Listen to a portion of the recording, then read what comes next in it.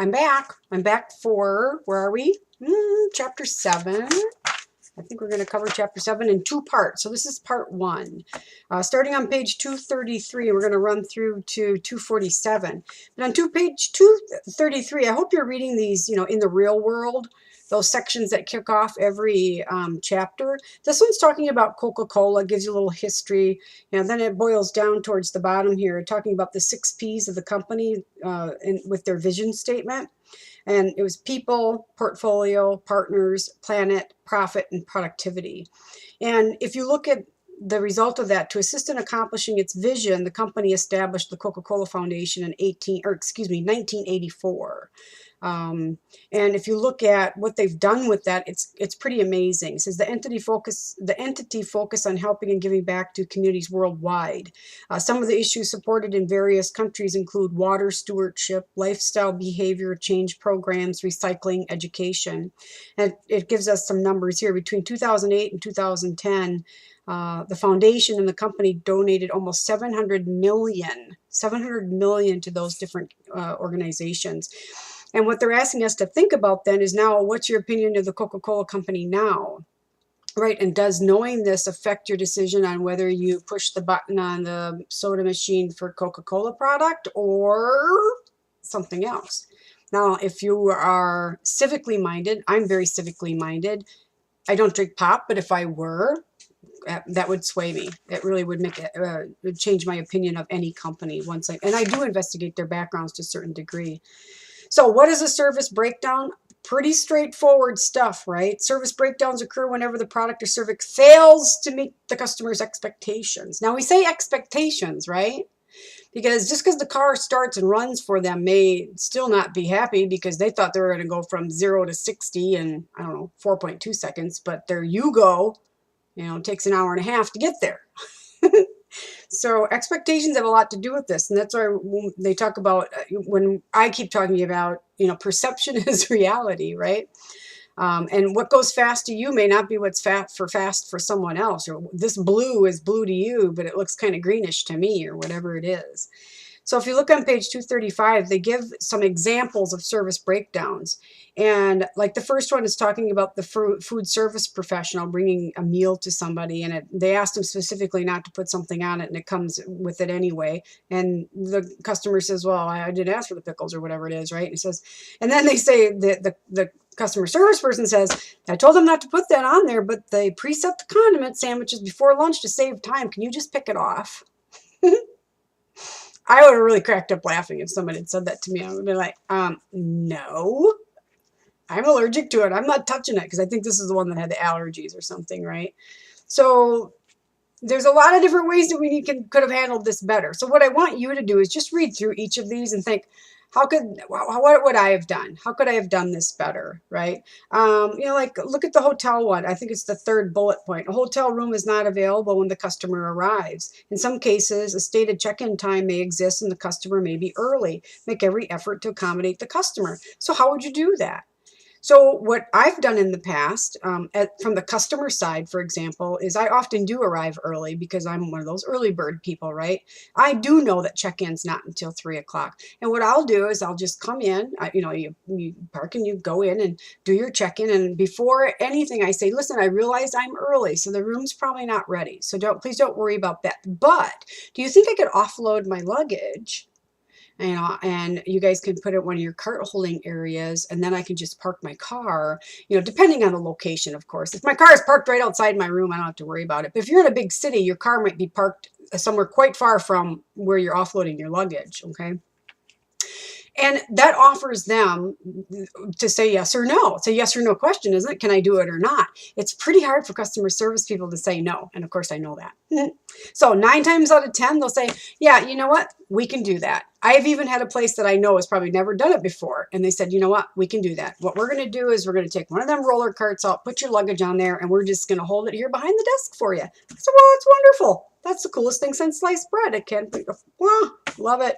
And I would go back to that place, right? So there's all kinds of ways that we can think creatively about solving these. So read through these.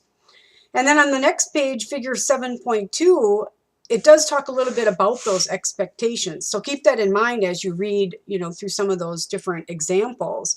Expectations, we generally do have two categories of what we expect from people and what we expect from the product or the service. So for me, if I have really good customer service on the people side of things, I am never going to take it out on that person if it has to do with product or service, right? Meaning that the product or the service that you're buying doesn't work properly. I do expect people to be friendly and knowledgeable and be respectful and empathetic and all of that. But I do also expect the product to work. And I know that sometimes they don't have any control over that. One of the biggest tips I can give you or anybody else is whenever you have a complaint about something, and let's say you have to call or you walk in the door, I don't care if it's face to face. Nowadays, it's probably on a chat room somewhere on through the internet, which I love those, by the way. But let's say it's a phone call or whatever. The first thing you need to say is, okay, here's my problem. And you explain it to them and say, are you the person that can solve this? And they'll know. They generally will know right away, like, whoa, this is way out of my control. I'm going to have to get it to a manager, because you just skip the whole, well, we could look at this and we can look at that. When the bottom line is they know they can't help you solve this. First, you have to tell them what you want. Okay, this is what the problem was. This is what I want. Because if you say, okay, this is what the product was with my problem was with my whatever, and I would like a full refund. Are you the person that can give that to me? And if they can't, because their company policy says, well, no, we only refund, 10%, or we'll only refund up to the restocking fee charge or whatever it is, you bypass that. You say, can you give me a full refund? Well, no, I actually can't do that. We would have to talk to my manager. Well, then let's talk to your manager and skip all the middlemen in this. Let's see, the role of behavioral style. Now, we just finished up that chapter talking about those behavioral styles, and we already talked about the fact that we have to be careful with these. And again, they do mention that, some of this can be very situational, right? They give the example of a customer that has high expressive behavioral tendencies. Maybe they're outgoing, flexible, people-oriented, will probably buy more colorful and people-oriented items and maybe more willing to accept alternative suggestions from you than someone who is very decisive. I can totally agree with that. If I understand my customer well enough to know that, I might say, you know what, you always, have such fun, you always have such wildly colored shirts on. Here, I've got a purple one over here for you. And I might go for it. Who knows? Nah, I'm not going to do purple. But if you know your customer well enough, or if you know they're the one that, no, there's a reason why they have 39 blue t-shirts. They kind of like blue t-shirts. Then don't offer them up a pink t-shirt or a purple one or whatever it is, okay? But then we talk again about rational, inquisitive, decisive, expressive. So if you knew nothing about these four things, you're going to do just as well if you know your customer well. Now, it doesn't help if it's a new customer, but that's why we ask lots of good questions, right? And you also have to remember it's situational in the sense that people have completely different behaviors at work and at home or at school or whatever it is. We modify our behaviors to fit in well with whatever the situation is. So for example, I look very different from, you guys have seen it already, sadly for you, the baseball cap, the athletic shirt, because I've been out training or something. A lot of my other students, well, actually probably none of my other students other than my online students ever get to see that. And if I'm out and about, they'll walk right by me. They don't have a clue who she is, because it's not business attire. I'm in a business program, and I come from a professional business background. That's what I was taught to do. But on my personal time, oh heck no, I'm wearing comfortable shoes and I'm in my gym clothes. I got errands to run. I got things to do, right? So people will fluctuate. So you be careful about that. Don't try to peg people as one particular style in all things. Difficult customers. What I really want you to take from this is to understand the difference between what it means to be a difficult customer. Now, a difficult customer can be someone who you can't ever satisfy, right? They're difficult. They complain. They ask for too many things. They always send everything back, blah, blah, blah. They always want a refund. I know of an older couple that, and I won't name names or establishments back many years ago now, they would come in and it was like clockwork and eat almost their whole meal, get right down to the last few bites, and then complain to the point where you were better off just to give them a free meal to get them out of there. Yeah, about once a month.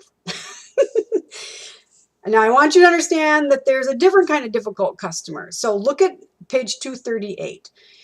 Don't stereotype, when we use the word they're difficult, don't stereotype people that that's the kind of person we're talking about. Look at what this list of things, they might be, they're dissatisfied with a product or service, but they might be just indecisive, right? Or lack knowledge about products.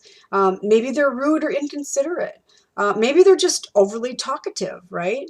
Maybe they are internal customers that want special requests. Maybe it's just that their primary language isn't the same language as yours.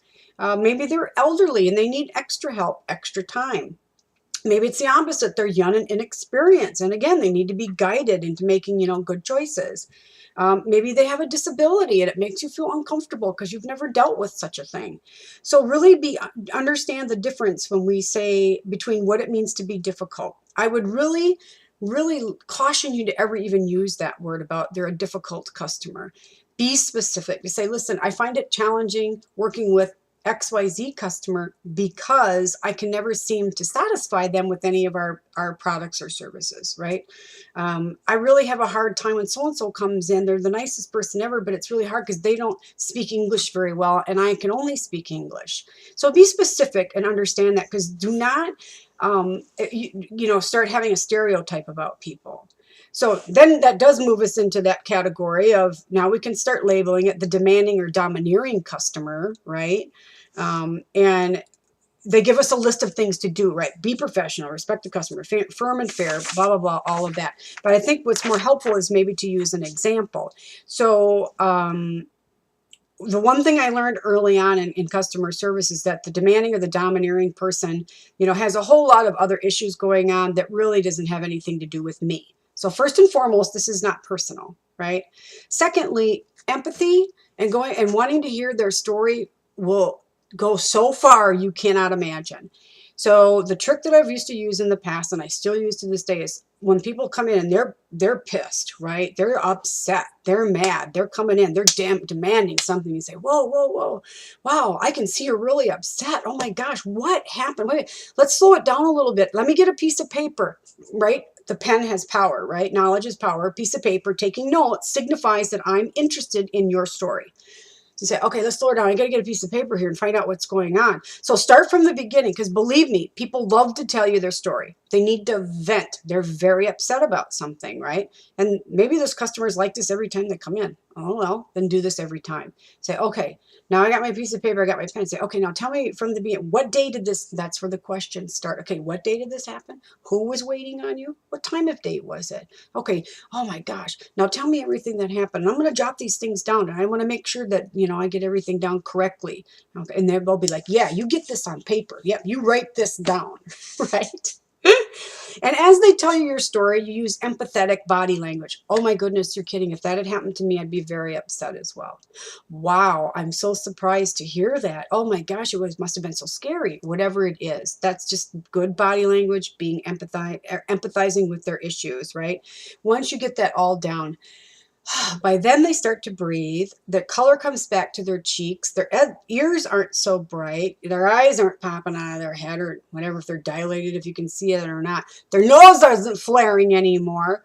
Now you maybe have someone calm down to the point where we can work with it, right? Problem solving. Like, holy cow, I think we need a break. Well, let's start to figure out how to fix this, right? Now you can work on it. So we did all of those things. We were professional. We were respectful. We were firm and fair. We were focused on their needs. Go to the next page.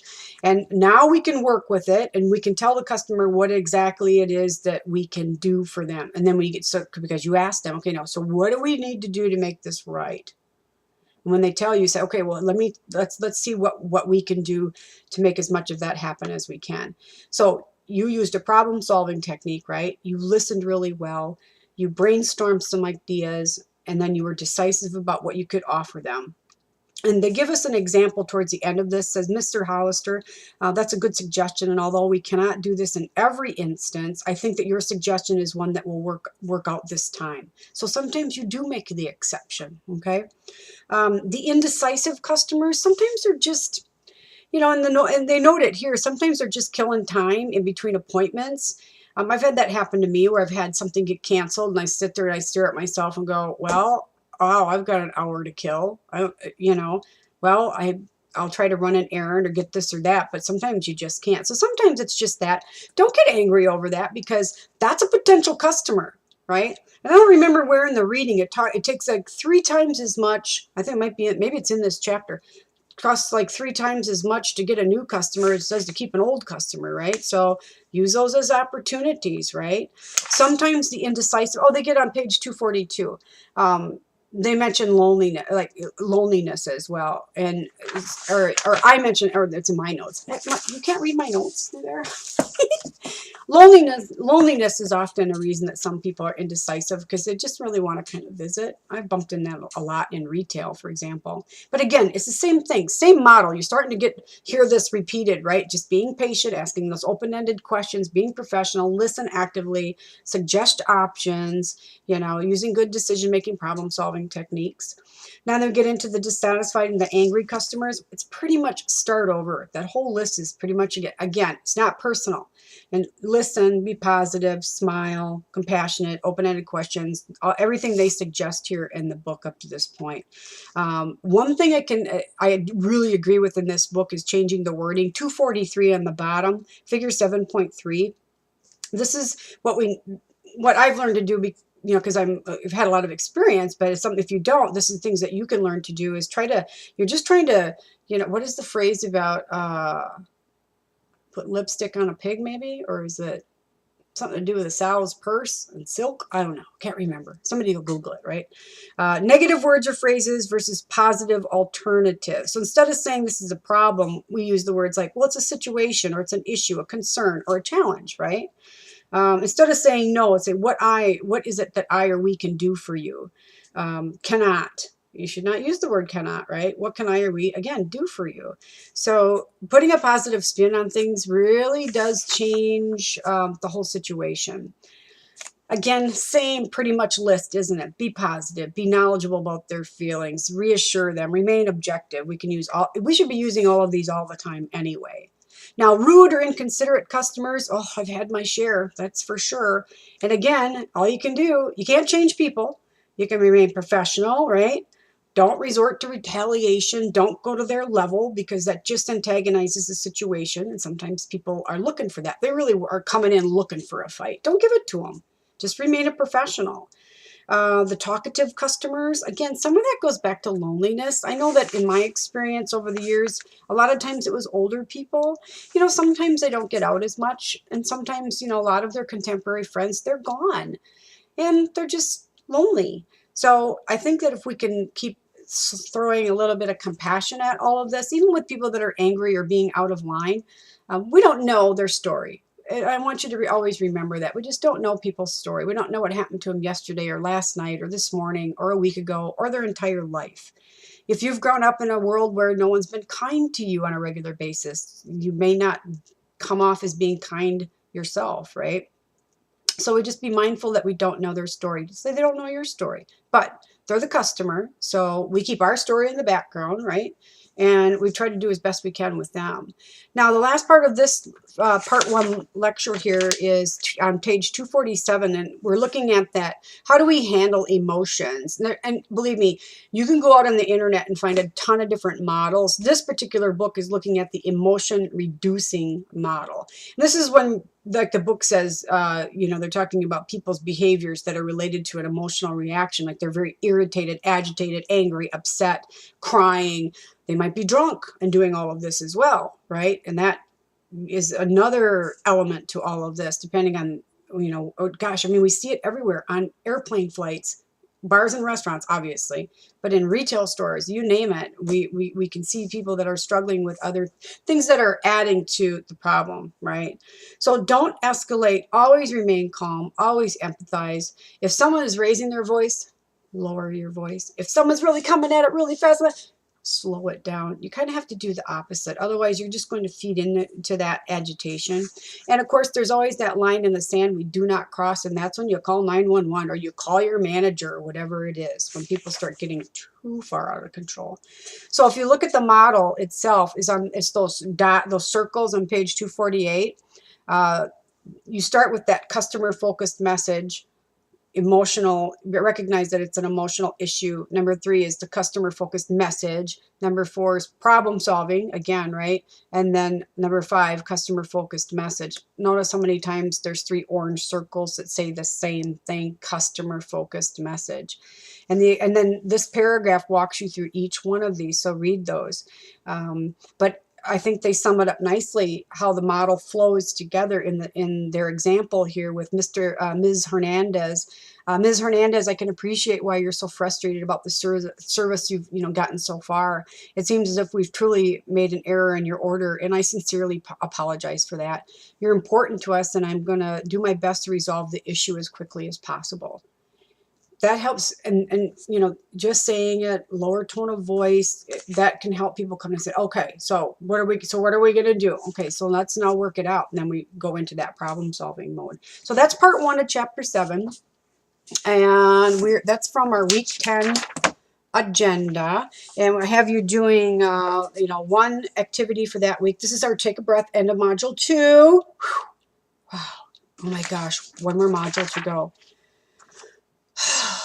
So take a deep breath, go through the reading, look at your exercises. Remember that we've got some stuff to do the following week. Otherwise, at the end of this module, we don't have any new work added. Time to take a breath, have a little Zen moment, right? And then we'll pick up in our last module, and we're charging forward to the end. Have a good day, everybody.